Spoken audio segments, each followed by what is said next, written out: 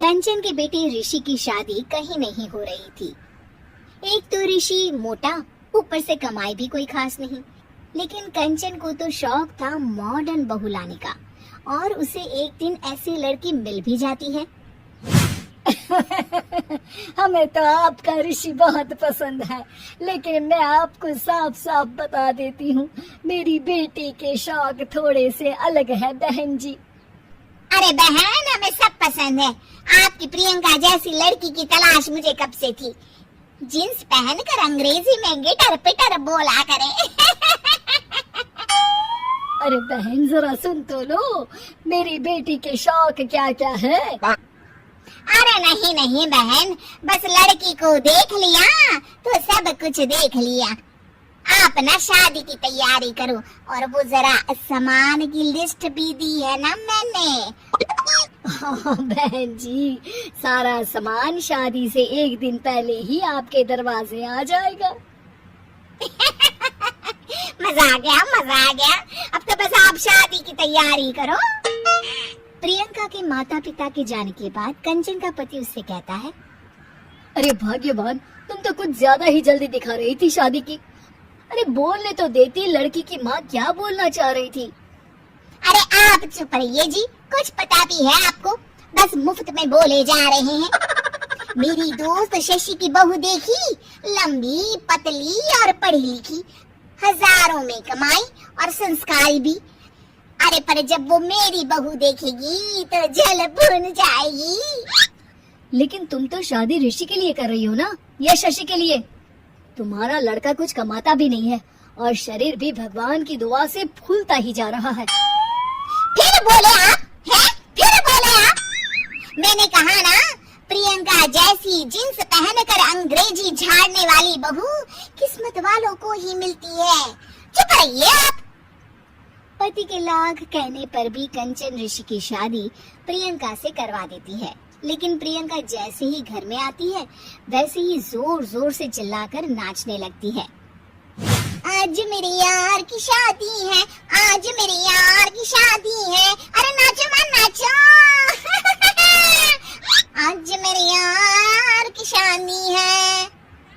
कंचन, उसका पति और ऋषि ये देखकर हैरान रह जाते हैं। लग रहा है बहू को शादी की बड़ी खुशी है।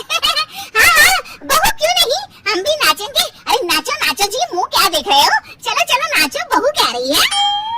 कंचन ये कहकर प्रियंका के साथ नाचने लगती है। ऋषि और उसके पिता वहाँ से चले जाते हैं। अगले दिन कंचन अपनी सहेलियों को प्रियंका से मिलवाने के लिए घर बुलाती है, जहाँ शशि भी आती है। अरे शशि, कैसी हो? मैं ना तुम्हें प्रियंका से मिलवाती हूँ। अरे सच्ची में बहुत ही एडवांस सोच की लड़की है।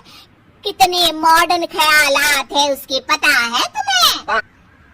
अरे हाँ कंचन, जरूर। बच्चों की शादी अच्छी ही होनी चाहिए। और वैसे भी तुझे तो शुरू से ही ऊंचे ख्याल की बहू चाहिए थी। तभी कंचन की सहेली कहती है, अरे कंचन बुलाओ ना प्रियंका को, हम भी मिल लें। अरे बहू प्रियंका, जरा बाहर तो आना। कई बार आवाज देने के बाद भी प्रियंका बाहर नहीं आती है, तो कंचन को बुरा लग जाता है। वो उसे लेकर बाहर आती है, लेकिन ये क्या, प्रियंका लड़खड़ाती हुई बाहर आती है और उसके हाथ में शराब की बोतल होती है। हालांकि शराब पीना स्वास्थ्य के लिए हानिकारक होता है और ये हमारी किडनी के लिए बहुत ही खतरनाक है, लेकिन कंचन की बहू प्रियंका पूरे नशे में होती है। अरे इतने सारे लोग। ये कहकर वो शशि के पास जाती है।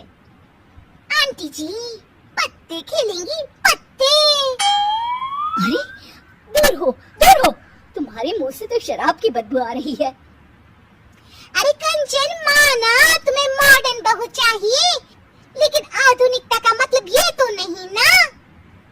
बुरा ना मानना कंचन, तुम्हें पता था कि तुम्हारे बेटे की कमाई और शरीर दोनों ही ठीक नहीं है, तो तुम्हें उसी हिसाब की लड़की से शादी करवानी चाहिए थी।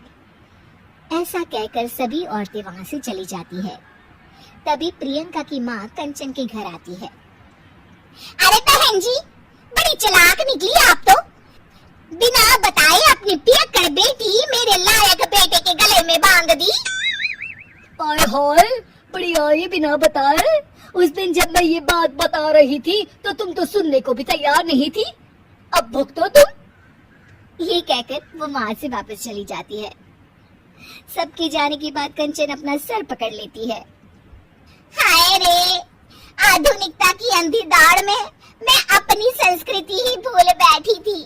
अब तो राम ही बचाए मुझे।